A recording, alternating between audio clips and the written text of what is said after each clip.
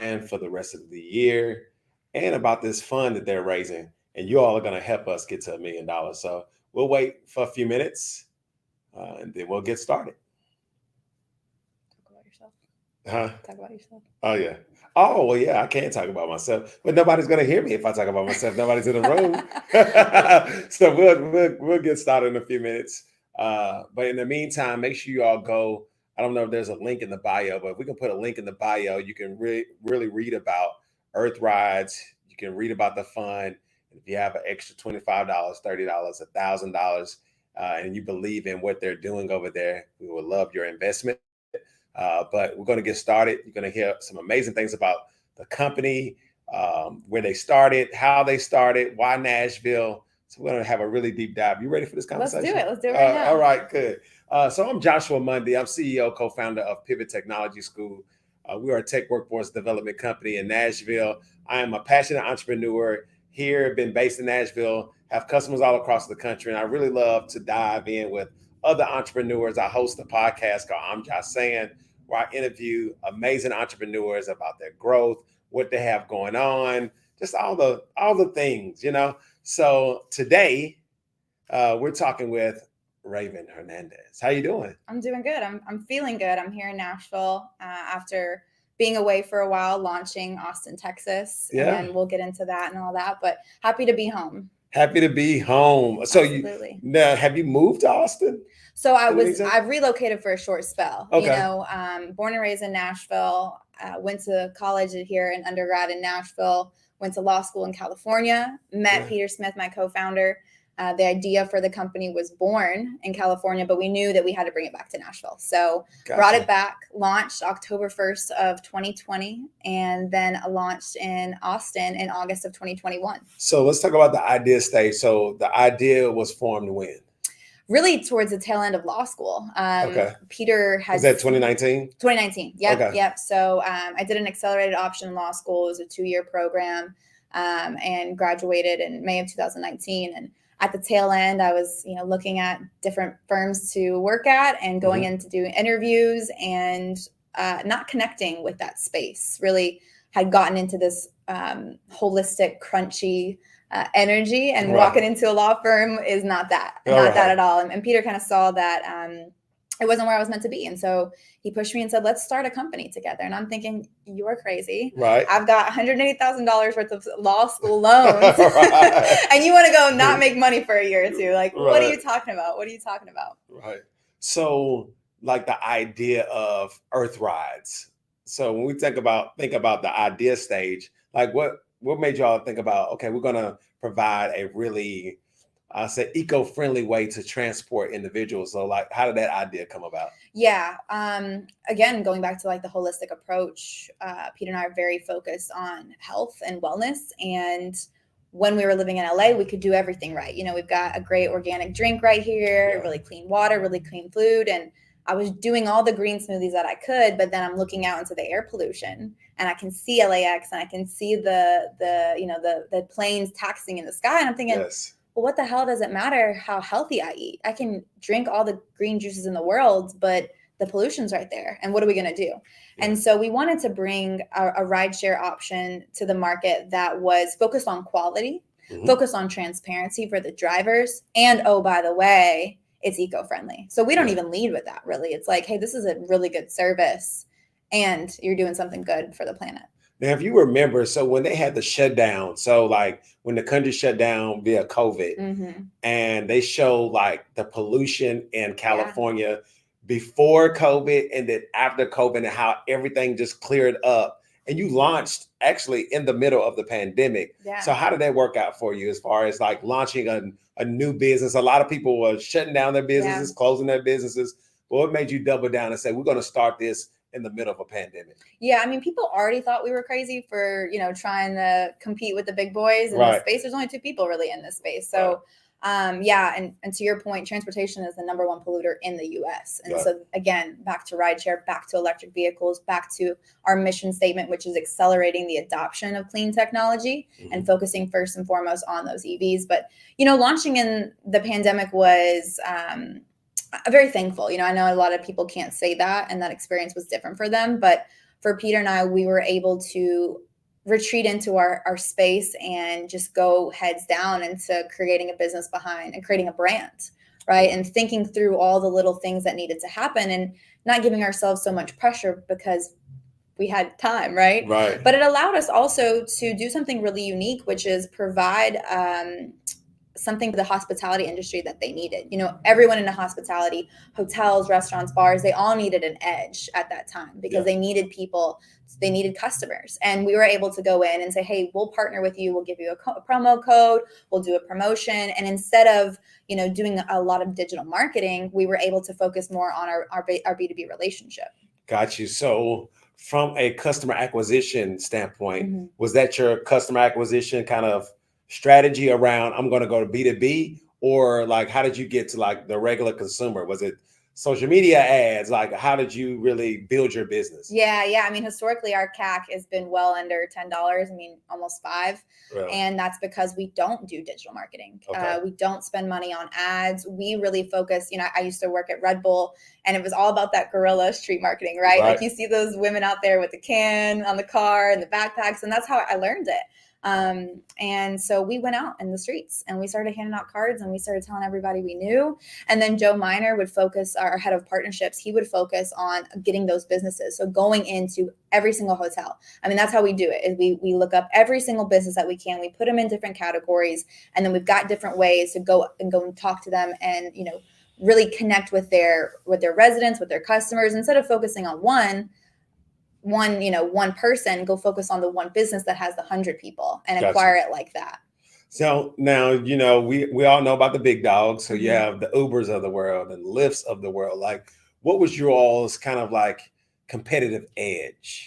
Like, what set you apart from those companies? I mean, they have billions of dollars behind them. Yeah. They have the infrastructure. They have the technology infrastructure. So what was that said, man, we can really compete against the big dogs and really create like market share? Yeah. Like, what was that about? Yeah. And I get this question often about competing. And I like to think about, what Elon says when people are like, a lot of these other car manufacturers are starting to produce EVs. Right. What are you going to do? And it's like, that's a good thing. Right. What we're doing is bringing mindfulness back into this space. And if we can encourage other companies to have a better quality service because we're competing and we're taking market space, like that's a good thing for customers and for drivers. So, what we've really done as a way to be unique is focused on quality of the experience and hiring drivers, which, in this space is almost taboo in gig economy, right? In delivery or rideshare, they fought against it. $200 million in California on Prop 22 to fight against the W-2 status. And so, we embraced that because we felt like, one, we knew there were people out there who wanted to have a guaranteed income. And 2, we knew that it would allow our partners to have peace of mind and really build us a reputation that we're going to show up when we say we're going to show up. And if we don't, we're going to try and make it right. I know there are so many customers that rely on us on a day-to-day basis. And we want every ride we do to be a quality ride. It's all about quality over quantity for us. Yeah. I mean, I actually, so it was like last year sometime where I actually wanted a certain vehicle Mm-hmm. and you all called. Like the extra customer service was really impressive to me I love to hear that. around Earthride. So when you think about like your greatest success, so from the time of the pandemic to now, what would you say your greatest success has been? Have you been profitable? What does that look like from launching in the middle of a pandemic to now? What has been your greatest success? Yeah, when you think about it all together, it's all been a success. To have over 60,000 users, to have over 5 million app interactions, to have over 250,000 passengers and 300 tons of carbon offset, and all of these things are things that I never thought I was going to achieve, and not necessarily because I couldn't. I just didn't imagine it, Right. And now here we are, and we're continuing to grow, and we're not just surviving. We have months that we're able to be profitable, and we're just focused right now on growing. Obviously, we're in that state, but our runway's long, which is really nice. As we look towards what's next after this round, and look towards a Series A, and look towards opening, additional markets with that money, it's really comfortable knowing that we don't have to be rushed in that process. We can really focus on what makes sense for us, what's a strategic investor, and what's a strategic partner look like for us. Gotcha. So what's your scale strategy? So I heard you talk about Austin, Texas, when you started off. So you was in Nashville. So how are you choosing the cities that you want to expand in? What does that process look like? Yeah. So, gosh, I guess it was maybe last March, almost a year ago now. 5 of us, we sat around. It was back when we were still in my house doing the business. We had this little converted garage space with this long long table I got off Facebook Marketplace, and we'd all sit around it. And for 6 weeks, we all researched a different city and then presented on that city. And then as a team, we rated those cities, and that's how we landed on Austin. And then we've got kind of what our next markets look like in our head. But, we focused on a couple different things. Congestion being one, and none of these is just one is the most important, but they play a role. So a city like Atlanta, man, I'd love to launch Atlanta, but I better have 500 cars because they're all going to get stuck in traffic. You know what I mean? So me understanding that we have to be nimble and lean and be able to execute efficiently on a city is important. So looking at the tourism industry, also looking at what was the response like during hard times. Over the last 3 years. Some cities have showed their colors, and in the sense of, are they good for business? In the sense of, are they going to consider everything that can impact the business? What will that look like if we do X, Y, and Z? And so just being cognizant of that is also important to us. So do you run tests? So you because you can look at things on paper, and it may look right, and then you get in the market and it is not right. So do you all do a 2-month test just to see how that market is flowing before you go all in on a market? How do you really choose those markets? Yeah. I mean, we've launched an additional market in Austin, Texas, and we learned so much through that process. What I was able to learn there will significantly reduce our startup costs in the next city. It took us almost 6 months to every single day for consecutive 30 days to make money. We would make really good money on Friday, Saturday for obvious reasons. And then maybe Tuesday was a bit slower. So it's all right, how do we bolster Tuesdays in Austin? Because how we do it in Austin is completely different than how we do it in Nashville. So, for us, it's really about focusing on what relationships can we cultivate before we get there. What relationships can we start to say, hey, we've already partnered with your sister locations in Nashville and Austin. Does it make sense for us to go corporate and now partner with 3 or 4 or 5 of your locations across the US and do strategic launches because you all need reliable, safe transportation? Gotcha. So it sounds like you're a very passionate entrepreneur. What drives you? What is the thing that, you man, that wakes you up every morning to say, I'm going to go and actually build something that can really change the world? What's that drive, that internal thing that moves you? Yeah.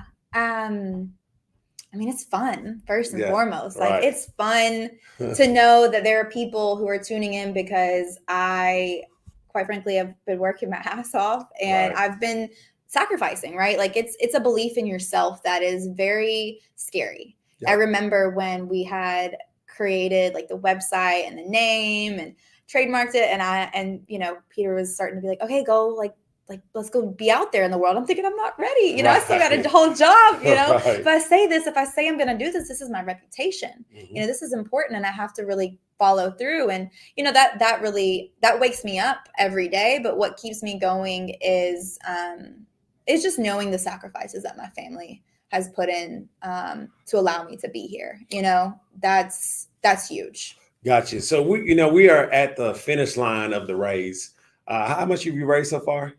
Of the raise, so we've, I think, just a little under $1 million, like $982,000. So we're at $982,000. I don't know, my math may be off, but I think we're about $18,000 short of meeting the goal of raising $1 million. So and we can go over that as well. And we can go over that as well. $1 million is the goal, but anything over that is the overflow. We would love to get into the overflow, but there's a person out there that has additional $2,000, $3,000. Why Earth Ride? Like, why should they put that money in you? And because really, people don't invest in companies. Okay, they invest in people. So what that investment, like, talk to them about what is it going to do to really help you elevate to where you need to be? Well, I'd like to think that it's not even about helping me elevate to where I am, but hopefully it's helping you and your family, going back to the motivation. Yeah. My grandmother is still working at 70 years old, full time, out of necessity. Wow. And my goal is in the next 2 years is to retire her and have her sitting like right over there with me, and if she wants to work with me and for me. One of my employees, she was at the office the other day and she can't sit, like she does not sit. And so there was a car that needed to be cleaned. She's like, I'm going to go clean it. And then an employee pulled up and told another employee the next day, Raven had her grandmother out there cleaning cars. I was like, y'all don't know.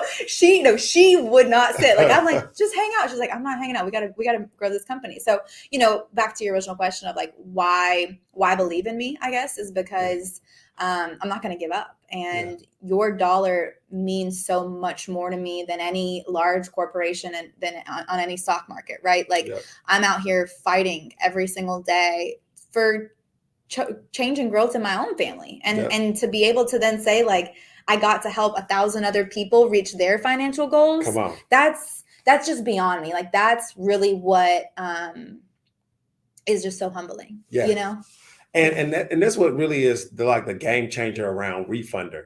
Like, what if you had the opportunity to invest in Uber? Like, what if you was the one to get the phone call to say, hey, you could put a couple $100 in this and now it's worth $1 billion. And I feel like Earthright will be the same thing. So your investment, it's an investment. Okay. This is not something that you're just throwing money at, but this is an investment in an amazing organization and company. So after you raise this fund with WeFunder, well, let's just talk about WeFunder. How do you got connected with them? Yeah. And then what's the next step from WeFunder? Yeah, I was during the pandemic, like most things have been for our short time in existence, the last 16 months. And I was on Clubhouse, and it was like pitch to a shark. It was one of these rooms, pitch to a shark, do this, do that. And Kevin O'Leary was in the room, and they chose me. I got on stage and he didn't crucify me. He was like, that's interesting. You should check out equity crowdfunding, because he is connected to one of them, right? Okay. He's the face of one. And so we got on there and we talked to them and we talked to a couple others and we talked to WeFunder, and we chose WeFunder ultimately because we thought the platform made the most sense for our business. We liked the way that they structured things. They didn't force you to spend a certain amount of money on marketing, but they were willing to help you. They had the testing the waters phase, which we really like, which meant, hey, you can kind of keep this within your own network and share it how you like for a certain amount of time.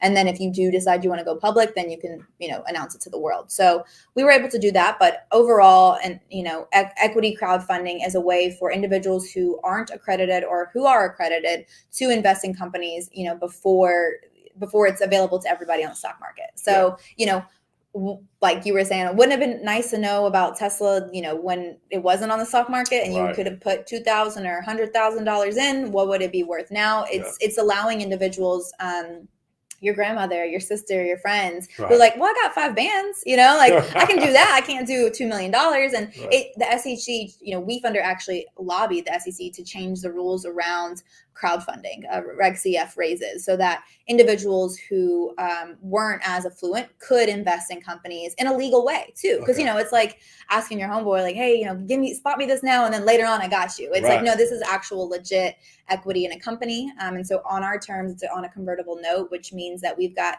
36 months to convert this round, and we're going for more than $50 million on our next round. So basically, if you invest now, and let's say our next round is worth 100 million, you got 50% off because the current round's at 50. Come on. Well, this is so exciting. You have an opportunity to invest in history. Like, this is history in the making. So if y'all have any questions, put your questions in the chat, and the team will send it and we'll ask those questions, as well as if somebody on the team can put the link where they can click and make those investments. If you can put that in the chat as well, because we're going to get to $18,000 by tomorrow. I think it closes tomorrow, right? It's at 10 p.m. Yeah, It 10 closes p.m. at Central. 10 p.m. Central, and we want to make history about raising $1 million to really help Earth Rides go to a whole nother level. I feel like we're on one of those like call-in centers. Come on, this is call-in. We got to raise this money. Yeah. But yes, if you have any questions, make sure y'all put it in the chat, and we can ask Raven. All those amazing things that you all want to know about her company and her organization. Now, you said you have a co-founder. Mm-hmm. Yeah, okay. Yeah, Peter Smith. Yeah, okay. He's the person. Nobody ever gets to see everybody else, I feel like, and it's this weird space because you're the face of your company as well. But there are people behind you who kind of gave you what you said. You should say this, and then you're presenting that. But Peter Smith, Joe Miner, Trevor Gormley, Angelique Admiro, Blake Poole, Kyle Heflin, Mark Spellman, Stephanie Edwards, DeJuan Fields, Sean Morris. I mean, Tyler Bomick. Somebody's gonna be mad that I didn't say their name, but everyone at Earth has just been so instrumental, and they're with me today. Like, when you see me and when you hear me, know that it's not just me. It's not just me sitting here, and it's not just me grinding and executing. In our first year of operations, we had over 150,000 people and did over $1 million, and we could have done a lot more. There was actually a navigational error, so which really delayed us, but it was beautiful in a sense because we were able to learn. Learning in those first years is super important, and now we're on track to 2 times that. Do 2.5 just on the 2 markets that we have. If we launch more, we'll obviously do more than that. And with the Series A, we'll definitely be able to do that. It's been really fun. Like I said, it's a lot of hard work. There are times that all of us sacrifice like nobody's business, but I'm asking you to believe and invest. Like, I better be sacrificing. You know what I'm saying? Like, I better be hustling and making sure that we're able to create these spaces where other people can play. That's really important for me as a woman, and as a woman of color who really comes into rooms and it's just me. Mm-hmm. I use that as always an opportunity. I'm like, oh, perfect. I'm the most unique person here. Like, all right, let me demand space and take up space so that the next time someone that comes in this room that looks like me, I'm sitting at that table too. And she's able to be like, oh, okay, I can do this. I love it. I love it. And so, like, I want to ask about like how you started to build your team. Mm-hmm. Like, when at what moments during the journey that you were like, okay, we need this or we need that, and did everybody start working for free, or did you was able to pay them on salary? Like, how did it all work? So, because I know about the startup world. Like, Sure. Man, I feel like I just started paying myself salary. And it's small. Yeah. Well, the first 2 people that came on, Joe and Trevor, they came on for free, equity. But they came on for free, and they came on, Joe had a full-time job. Joe would work. He was a fashion merchandiser buyer at Fat Caps in Antioch. Okay. And so he would work till 8 p.m. And then at 8:30, he'd be at the house, getting in a car, driving till 2 a.m., getting back to work at 10 a.m. every single, like 4 or 5 days a week, coming over to the house. It was very organic, those 2 individuals. And then the first kind of hires were all very organic. And then it was like, okay, I'm doing payroll, I'm doing customer service, I'm doing rides, I'm doing meetings. one of these things somebody else has to do. Who can we find to do it? And I'd say people, I've got some really good mentors and advisors in Nashville specifically, and I've had a couple say some of the same things, like Jane Allen, who's the executive director over at NEC, Nashville Entrepreneur Center. She told me something and I needed to hear it. Literally, she told it to me, and then I remembered it like right as I needed to hear it. In that, the people that get you to $1 million might not be the people that get you to 20. And sometimes you have to fire fast and hire often. You better believe it. And that's hard. I think as a woman, or maybe not even just as a woman, maybe just me, I just connect with people and I see the beauty and the ability in everybody. I see the light in the darkness. And so I'm like, man, you could do this. You could do this. I have so many dreams for people. And so that has been a learning lesson in that, all right, if this person's not right for my business, if they're hurting the whole team, it might be difficult to say, hey, I don't believe in you anymore. Because it's not even really saying that. It's just that you haven't been able to execute at what we thought you could execute as, And so that has been really rewarding to learn. And now I've got amazing people who are able to even do it better than I am, which is, that's really what's important, is like having people on the team who have skills that I don't portray all day long. I can't be everything to everybody. Right. No. So now we've got people, and actually we're hiring for a couple different positions. If anyone's interested, operations program coordinator, which is a person who's running the city right now. So if something's happening in our Earthland, you are the one that would be really strategizing and making sure everything's going smoothly. So if we've got a partner that's got 100 people we got to pick up at the airport, they're organizing that. There's a customer service call, they're organizing that. If a driver has a situation, they're organizing that. That's a full-time position based out of Austin, Texas, but we do take applicants in Nashville. We're also two positions that we haven't really publicized just yet, but a business development coordinator as well. So you'd be working directly under Joe Miner, really helping cultivate those relationships and those B2B partners, and really being hands-on with those B2B clients. And then we've got some fleet positions as well that manage and learn all about electric vehicles, which is just absolutely amazing. Now, just one more quick question. Yeah. Are you all wanting to have your own fleet? Or are you all going to just partner with other drivers that have EV cars? Yeah, that's a great question. So at Earth, we do something a bit different in that we own a portion of the fleet. So it's going down every day because more and more people who own their own electric vehicle are coming onto the platform. But on average, 80% of the rides that we complete are done by our drivers in our cars. So all electric vehicles, no gas, no hybrid on the platform whatsoever. And you can be a W-2 employee and drive on Earth, make a minimum hourly rate, and then you get all your tips. Awesome. So, if you're looking for something that's a bit more stable than other gig work, or you're looking for something that, you want to just relax and say hi and have a customer service experience, driving on Earth is definitely one of those places. And then if you own your own EV, what we like to talk about and focus on is that you'll always know how much you make. I think it's important, coming from an immigrant family, low income, single mother who worked 3 jobs, to know that there are people out there who don't know how much they're making on a ride is kind of frustrating to me. I'll ask a driver, what percentage of this ride did you make? Well, I made $15. I'm like, well, do you know how much the ride cost? And they're like, no. I'm like, okay, well, it was $60 for me. So, there's that. But, it's making sure that they're not in this kind of like cycle to me, because when you get a car, it needs to be able to provide for you, not for you to have to provide for it. Gotcha. And that's really important. And that's kind of what we're looking towards in the future. There'll be some really fun announcements this summer. A lot of things that we've been working on behind closed doors that are starting to blossom and come to light will be happening, and focusing on how to get people into EVs affordably is one of those things. Gotcha. Awesome. Do we have any questions for Raven? We'll wait for a second if you have any questions. In the meantime, make sure you all click the link. I'm sure the team has put it in the chat comments, but click the link. Make sure that you all invest in history. I love it. No, it's a beautiful thing to say. It's history. Like, because we'll look back 5 years from now and we'll never know. 5 years from now, we're saying, man, do you remember that interview that we had and we were just trying to get $1 million out of work?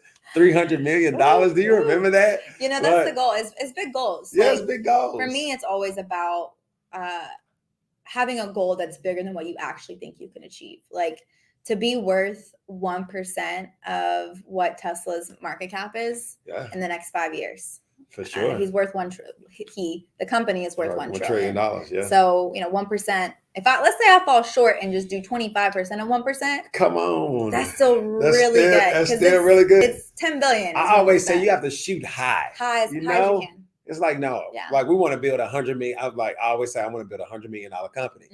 If I hit 50 million, I'll be happy. Yeah. But $100 million is the goal in the next 5 years. So let's set big goals. We can't just be, minimizing ourselves because they're no different than us. Yeah. They had an idea. They put a team around them. Yeah. And they went and executed. And I think what the difference is between people who are able to execute and those that, fall short is the hustle. Like, I know that's so cheesy, but if you don't quit and you keep finding opportunities and ways, and that also means pivoting. The hustle doesn't mean just like running straight and trying to get to the goal line. It also means like taking a side turn because that street was more open or whatever the case may be. It's that dedication, and that's everything it takes to be an entrepreneur. Awesome. Well, we got some questions. All right. Here we go. So first question is, how do you plan to go public with this? Oh, I love this. Like, I'm assuming public, like making the company public, yes. IPO. So, it's investors they're starting to ask this more and more, which is really cool. Like, okay, what's your exit strategy? I'm thinking, I just started and you're already trying to plan for that, which is awesome because it shows, the belief in it. But it's either an M&A or it's an IPO. And if it's an M&A, for me, it's with a company that is more centered towards clean technology overall. So something like a Schneider Electric that has charging infrastructure, that has the technology, but they don't have the rideshare transportation equation. They have these ancillary products that would be really good for us. And that's just an example. We do not talk to them, but they are a great company. Or a car manufacturer. So a car manufacturer that sees the value in providing a transportation option, boots on the ground, because we had 85% of our riders last year who had never been in an EV, which means we were the salesman for these cars. Right. We have car manufacturers that talk to us. We've had demos where people got in the car because of a brand wanting to test out this marketing opportunity. Instead of having to go to the dealership, you're just getting in a ride share that you were going to get in already. And oh, by the way, like, what is this? Oh, this is a Mach-E Mustang. Well, let me ask the driver, do you like driving this car? Well, what's the charging like? They're able to have this organic conversation that's really nice. Yes. Next question. If someone wants to invest now, when should they see returns? Man, predicting the future already. So we're selling the company, we're exiting, and we're getting returns. Like I said, I had someone, a very beautiful woman who she's in the later stages of her life. She was the first commercial real estate agent as a woman here in Tennessee. And she said, 3 to 5 years. All right, that's your goal. I said, all right, because, what I'd like to see in the next 2 years is us to be in a place where it's obvious, it's very obvious. And I think 5 years, I think 5 years is very reasonable. I think that's very reasonable. But what you'll see is as we continue to grow, your investment grows. So every time that we raise money or anytime we are raising our revenue and our profitability, your investment is growing, right? Every time we're able to grow the company, your dollars grow with it. Got you. Next question. What is Earth's future beyond rideshare? Oh, who asked that? Well, Earth as a brand can be a standalone brand. Earth Rides, Earth Station, Earth Carbon. There's so many beautiful ancillary paths that we can go down. Like I said in the beginning, our mission is to accelerate the adoption of clean technology. And clean technology goes beyond just rides and just electric vehicles. So for us, we do have to have a hand in the charging infrastructure because we're the ones utilizing it the most, right? The EV charging stations, we have to give feedback. We have to be connected to all these different providers and federal and state entities because we have so much knowledge in this space. So, it's continuing to utilize that knowledge. And there's like a meme right now that's like, I won't talk about something before it happens, but it's beautiful. And, we've got a lot of, we're working. I'll tell you that. We're working. All right. Somebody asked, how do they apply for those operational roles? Is it online? Yeah. earthrideshare.com. I think there's like a jobs tab. You can also just, message us somewhere and say, hey, I'm interested in this position. And I think we're in Indeed as well. Connect with us. We reply. Another one is what were the growth rates from last quarter?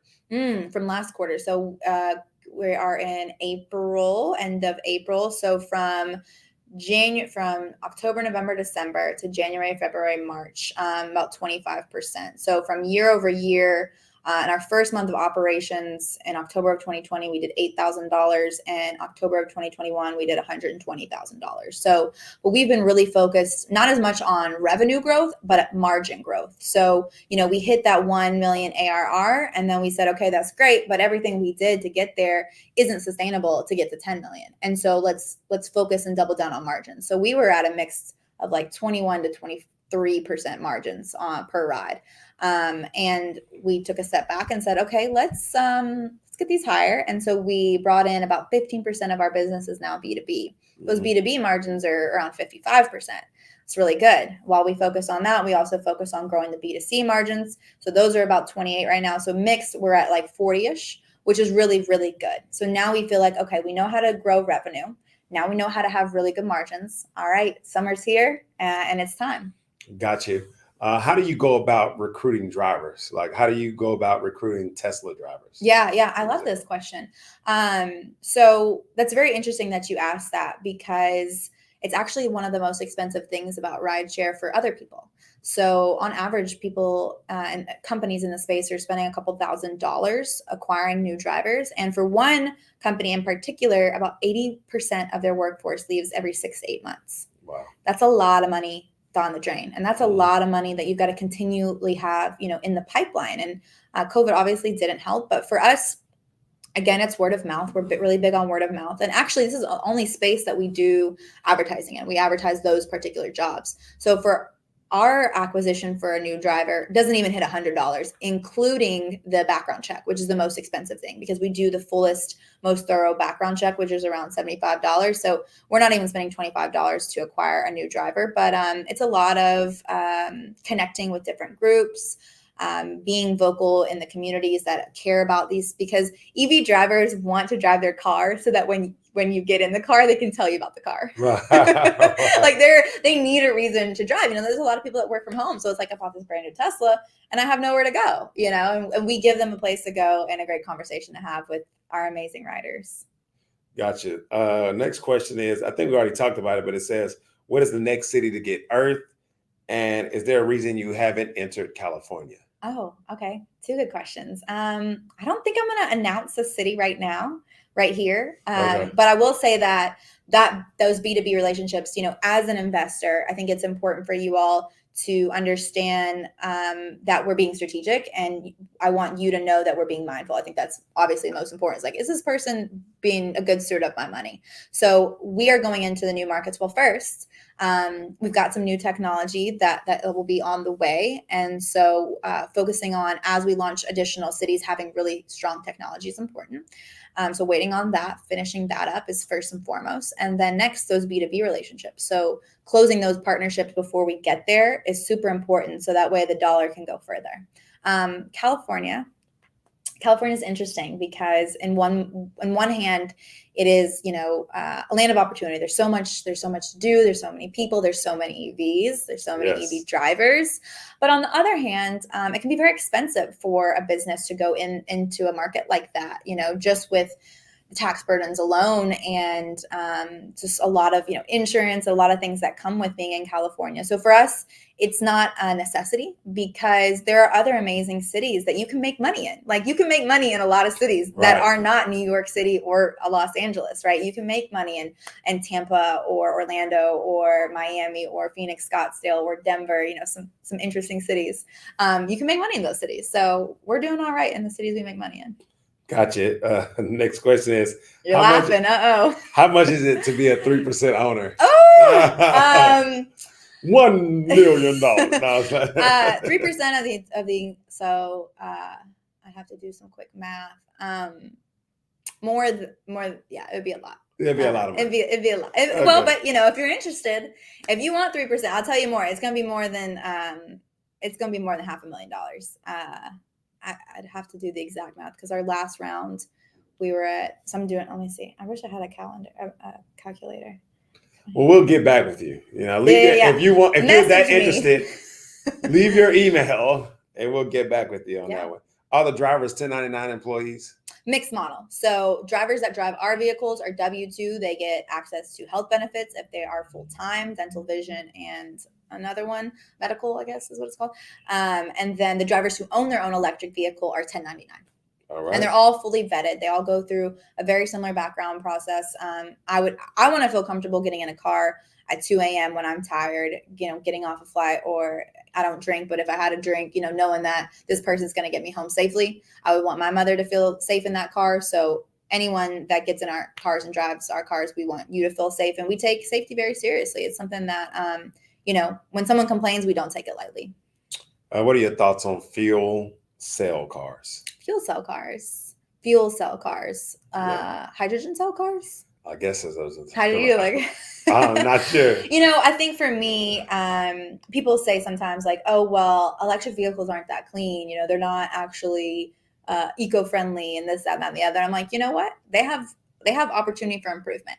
So for me, I don't think the space ends with EV. I think it's a stepping stone in the right direction. That's always what I say, because we're completely removing the tailpipe emission, right? You can get in your garage, close the garage door, and leave the EV on, and nothing's going to happen to you. And think about our atmosphere. It's a big garage in the sense of like it's closed. The door is not opening in our atmosphere. We don't want it to. And so we want to continue to reduce all of our emissions in a way that also is sustainable. We can't just say, all right, we're going to shut down all nuclear and coal and everything tomorrow and then just run off solar. That's obviously not what is here to happen, but it's about continuing to improve and accelerating in the right direction. So if hydrogen can, continue to get better, then potentially it's an option. Awesome. How does a convertible note convert and deliver a return?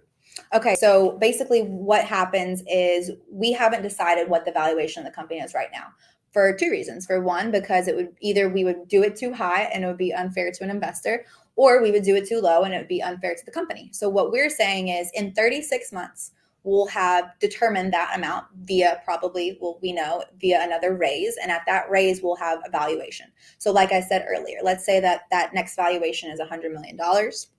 We said, hey, this convertible note was set at 50. So that means that at that next note, you will convert at 50 million while the next investors convert at 100 million. And so hopefully that answers the question.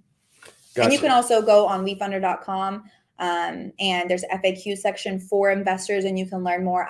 I strongly urge you to do your due diligence. Just because you heard me talk tonight doesn't mean that you've done due diligence. You really should, be well-versed in what you're doing. I want you to be proud about that investment. Like I want you to go out and be like, I know exactly what a convertible note is.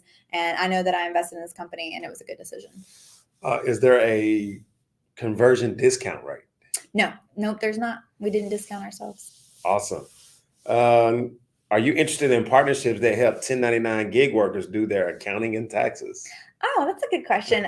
So back to like this summer and some announcements that we're going to have, it is important for us, not only for the safety, to focus on the safety of the rider and the driver, but also the financial literacy for the driver. So, we've gotten away from being the affordable option and always being the cheapest, because at the end of the day, that's not going to allow for a fiscally responsible company, nor is it going to allow for fair living wages for our drivers. So we actually just raised all of our minimum rates in the entire company to $14 an hour, which, is still not that much, but for us, it's a big deal. I think we started at like 8 and then went to 10 and then went to 12. So what we're focusing on is making sure that we can pay people fair living wages and continuing to elevate those individuals.